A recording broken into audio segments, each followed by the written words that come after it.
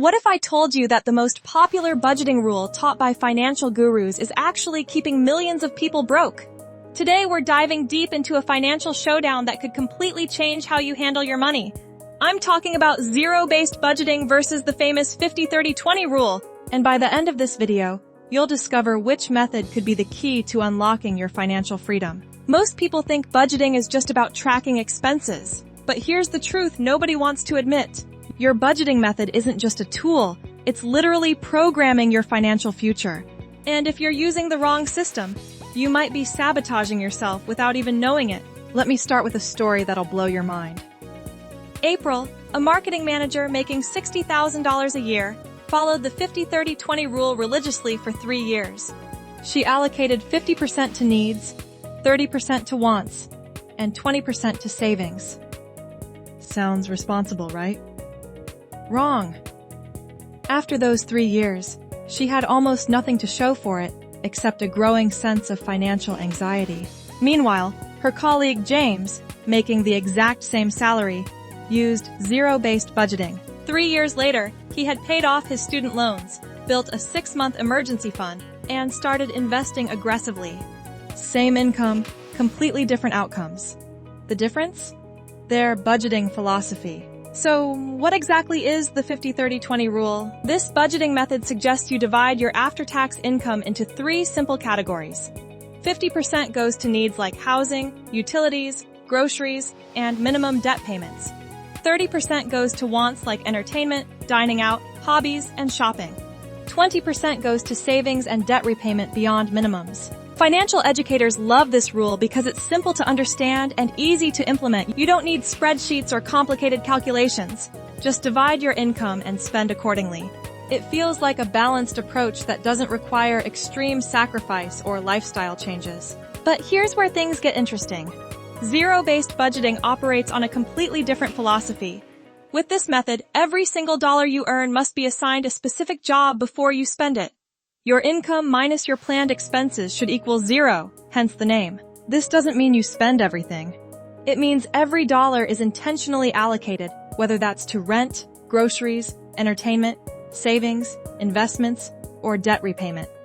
You're giving every dollar a purpose and tracking where it goes with precision. Now let's talk about why the 50-30-20 rule might be keeping you stuck financially. The biggest problem is that it's based on percentages, not actual priorities.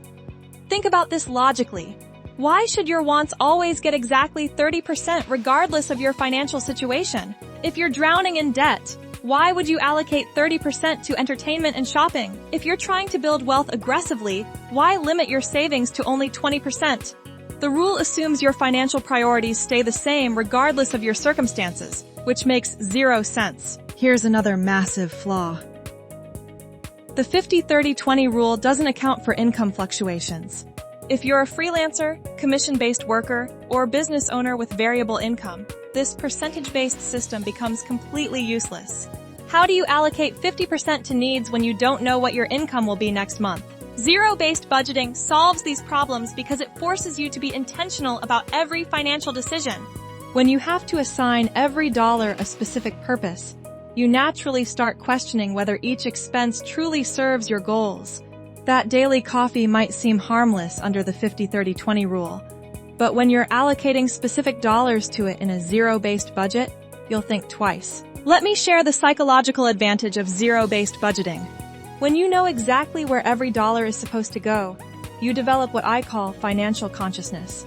You become aware of your spending patterns in a way that percentage-based budgeting simply can't deliver. April from our earlier example was technically following the rules, but she had no idea where her money was actually going within those broad categories. James, using zero-based budgeting, could tell you exactly how much he spent on groceries versus restaurants, transportation versus entertainment. This awareness led to better decisions. But let's be fair about the downsides of zero-based budgeting. It requires significantly more time and effort upfront. You need to track expenses, categorize spending, and actively manage your budget throughout the month. For people who hate detailed financial planning, this can feel overwhelming. The 50-30-20 rule wins on simplicity. You can literally implement it in 5 minutes without any special tools or extensive planning. For someone just starting their financial journey, This simplicity can be the difference between taking action and doing nothing. However, here's where zero-based budgeting shows its true power. It scales with your financial growth. As your income increases or your goals change, the system adapts perfectly. Want to save more aggressively? Allocate more dollars to savings. Need to pay off debt faster? Redirect money from other categories. The 50-30-20 rule actually becomes more problematic as your income grows. If you're making $200,000 a year, do you really need $60,000 for wants? Probably not. But the rule suggests you should spend it anyway. Let's dive into some real-world scenarios. Imagine you're facing a financial emergency. With the 50-30-20 rule, you'd need to figure out which category to cut from, and it's not immediately clear how much flexibility you have. With zero-based budgeting, you know exactly which line items you can reduce or eliminate temporarily. Or consider debt payoff strategies. The 50-30-20 rule lumps savings and debt repayment into the same 20% category. But what if you want to prioritize debt elimination? Zero-based budgeting lets you allocate as much as possible to debt payments while still covering your true necessities. Here's my recommendation based on years of observing what actually works. If you're completely new to budgeting and feel overwhelmed by financial planning, start with the 50-30-20 rule. Use it as training wheels to develop basic budgeting habits. But don't stay there forever. Once you're comfortable tracking your income and expenses, transition to zero-based budgeting. This is where real financial transformation happens. You'll discover spending patterns you never noticed, find money you didn't know you had, and develop the financial discipline that builds long-term wealth. The key is understanding that budgeting isn't just about restriction, it's about intentionality. The 50-30-20 rule gives you permission to spend without really thinking. Zero-based budgeting requires you to think about every financial decision, which naturally leads to better outcomes. For maximum effectiveness, I suggest a hybrid approach during your transition period. Use the 50-30-20 percentages as starting guidelines, but within each category, implement zero-based principles.